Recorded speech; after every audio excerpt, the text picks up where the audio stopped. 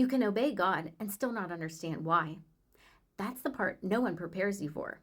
God gives direction, not explanation, and you're asked to move forward without seeing how it all connects yet. That's where many believers are living. Not confused about God's voice, just obedient while the reason stays hidden.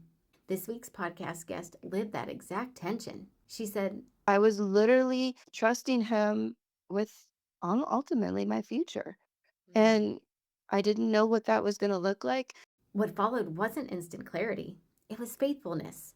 And later, she could see how God had already gone ahead, positioning her for what mattered most before she ever knew she'd need it. That's why this episode matters. Not for answers, but for reassurance that obedience isn't wasted when understanding comes later.